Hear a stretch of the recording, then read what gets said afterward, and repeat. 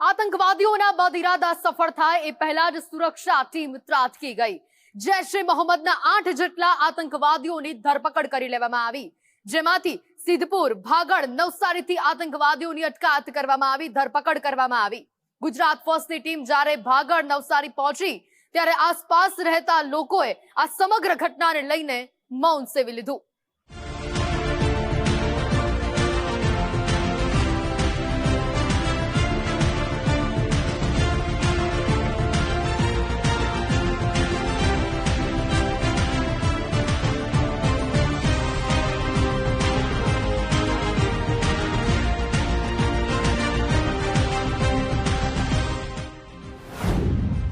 રથયાત્રા પહેલા ગુજરાત એટીએસની મોટી સફળતા।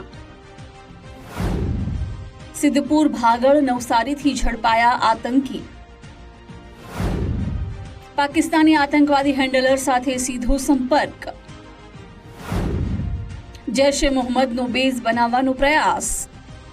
પાકિસ્તાનને અડીને આવેલા સરહદી રાજ્ય ગુજરાતમાંથી છાસવારે આતંકી મોડ્યુલ ઝડપાઈ છે।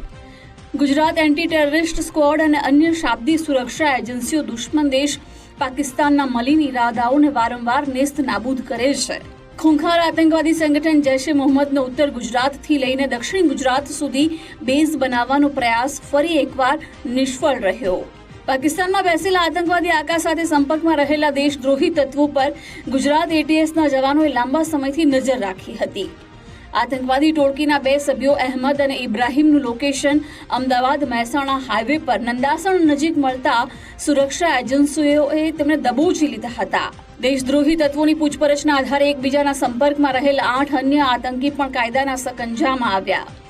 વડગામના ભાગળ ગામ અને નજીકમાં જ આવેલા સિદ્ધપુરના ખડિયાસણા ગામના મોટા ભાગના આતંકવાદીઓ છે। 19 વર્ષીય અહેમદ અબ્દુલ્લા ગાજીવાલા ઉર્ફે અબુ ઉબેદા પાલનપુરના ભાગળનું રહેવાસી છે। આ ઉપરાંત 30 વર્ષીય ઇબ્રાહીમ મોહમ્મદ હુસેન ઘાગા ઉર્ફે અબુ હમઝા અને 22 વર્ષીય મુદસ્સીર અબ્દુલ્લા ગાઝીવાલા ઉર્ફે અબુ આયા પણ નાનકડા ભાગળ ગામના જ વતની છે। તો સિદ્ધપુર તાલુકાના ખડિયાસણ ગામના મદ્રેસામાં અભ્યાસના બહાને આતંકી પ્રવૃત્તિ સાથે સંકળાયેલા 22 વર્ષીય જકરિયા દુરાની, મોહમ્મદ અમ્માર ગાગા અને 40 વર્ષીય મુફ્તી ફૌઝાન ઇસ્માઇલ દાઉવાની ધરપકડ કરવામાં આવી છે। 21 વર્ષીય મોહમ્મદ અમીન શેરા ઉર્ફે અમીન પાલનપુરી પણ ખડિયાસણની જામિયા અબુલ હસન મદ્રેસાનો રહેવાસી છે।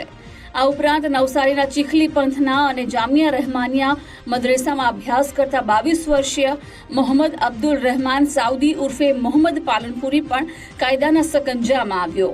મૂળ ભાગળ ગામના પરંતુ પરિવાર વર્ષોથી મધ્યપ્રદેશના દેવાસમાં સ્થાયી થયો છે। ત્યાં 8મો સભ્ય બિલાલ દુરાની ઉર્ફે અબુ દુજાના ઉર્ફે અબુ સુફિયાન પણ અન્ય આતંકવાદીઓ સાથે નિયમિત સંપર્કમાં હતો। આ ટોળકી આતંકવાદી પ્રવૃત્તિઓને અંજામ આપવાની સાથે જ લાંબા સમયથી એક સક્રિય સ્લીપર સેલ ઊભું કરવાની ફિરાકમાં હતા। એ આરોપીમાંથી 3 આરોપી ભાગળ ગામમાં રહેતા હતા, કન્ટિન્યુઅસલી આની લોકેશન ત્યાં જ આવતી હતી। સાથે સાથે 3 જે છે એ ખડિયાસન સિદ્ધપુર પાટણમાં એક મદરસાની અંદર રહેતા હતા।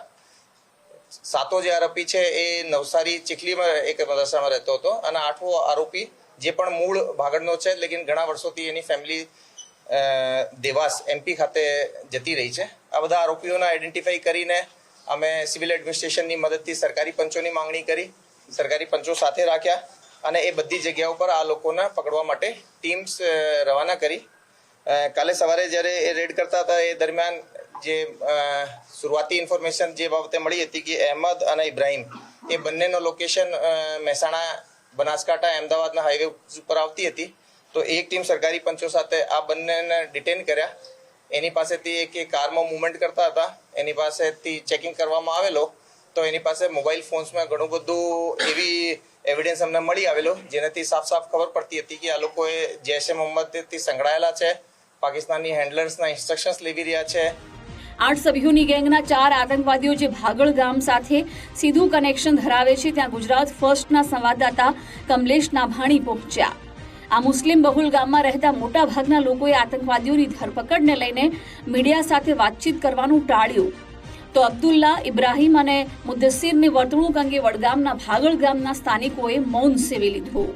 ગુજરાત અને મધ્યપ્રદેશમાંથી ગુજરાતની એટીએસે 8 જેટલા આતંકીઓને ઝડપી પાડ્યા છે, જેમાં કહી શકાય કે જે પાલનપુર તાલુકાનું ભાગળ ગામ છે અને આ ભાગળ ગામના 3 જેટલા વ્યક્તિઓ છે તે આમાં ઝડપાયા છે અને આ જે લોકો છે તે આતંકી સંગઠન જે છે જૈશ એ મોહમ્મદ સાથે જોડાયેલા હતા, જેમાં કહી શકાય કે અહેમદ અબ્દુલ્લા ગાજીવાલા, બીજા છે ઇબ્રાહીમ મોહમ્મદ અને ત્રીજું જે નામ છે તે મુદસ્સરી અબ્દુલ્લા. આ 3 જે વ્યક્તિઓ છે તે આ ગામના હતા અને આ ગામના 3 જેટલા વ્યક્તિઓને અત્યારે તો એટીએસે ઝડપી પાડ્યા છે. ખાસ કરીને આ ગામની અંદર મોટાભાગે મુસ્લિમ સમાજના લોકો વસે છે અને આ જ સમાજના લોકો જ્યારે ગુજરાત ફર્સ્ટની ટીમ જ્યારે આ ગામમાં પહોંચી, જ્યારે મુલાકાત લે, કોઈ આ વ્યક્તિઓ વિશે બોલવા માટે તૈયાર નથી. લોકો કહી રહ્યા છે અમને આ બાબતની કોઈ જાણ નથી. ત્યારે અત્યારે તમામ જે લોકો 3 છે તેમની એટીએસે ધરપકડ કરી છે અને આગળની કાર્યવાહી હાથ ધરી છે. સિદ્ધપુર શહેરમાંથી 2-3 મહિના પહેલા જ સુરક્ષા એજન્સીઓએ એક યુવાનની આતંકવાદી પ્રવૃત્તિમાં સંડોવણી બદલ ધરપકડ કરી હતી. હવે ફરી ખડિયાસણ ગામના મદ્રેસામાં અભ્યાસ કરતા 3 યુવકોને દેશ વિરોધી પ્રવૃત્તિમાં સામેલગીરી બદલ સકંજામાં લેવામાં આવ્યા છે. ગુજરાત ફર્સ્ટના સંવાદદાતા અખ્તર મંસૂરીએ ખડિયાસણ ગામના મદ્રેસામાં જઈને વિગતો મેળવી તો મદ્રેસાના સંચાલક અને પ્રિન્સિપાલ એવા જુનેદ માકનોજિયાએ કહ્યું કે શિક્ષકો અને વિદ્યાર્થીઓની હરકત અંગે તેમણે ક્યારેય કોઈ શંકા ગઈ ન હતી.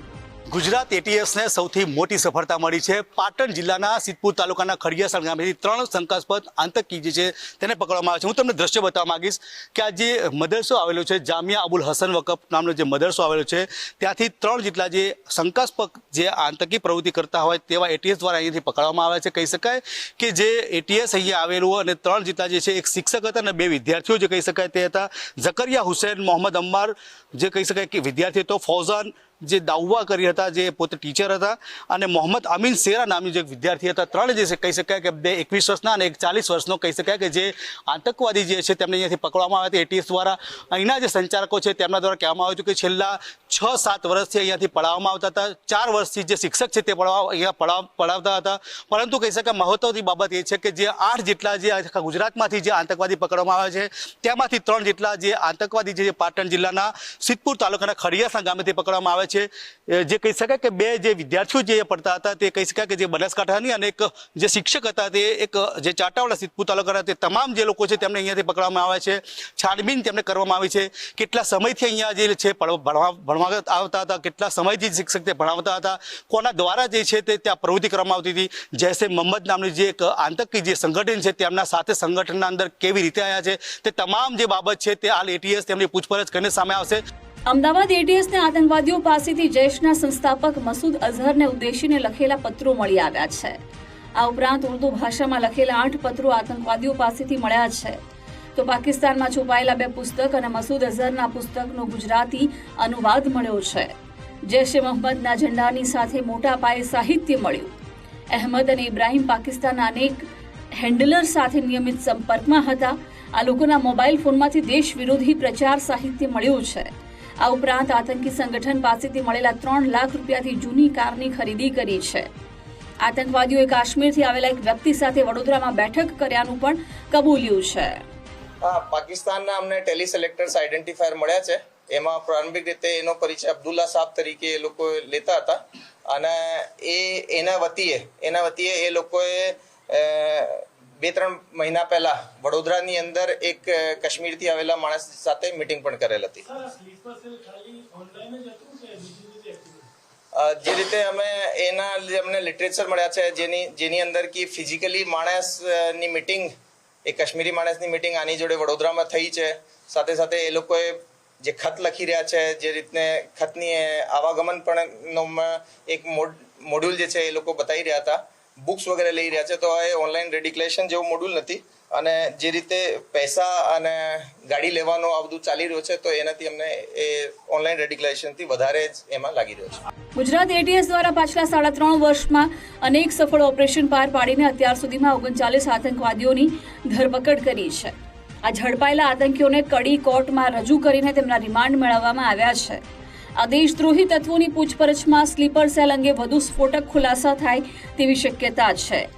આ ઉપરાંત પાકિસ્તાની સરહદની નજીક આવેલા બનાસકાંઠા અને પાટણ પંથકમાં વધેલી આતંકવાદી પ્રવૃત્તિઓને જોતા સુરક્ષા એજન્સીઓએ હવે સતર્કતા વધારવી પડશે.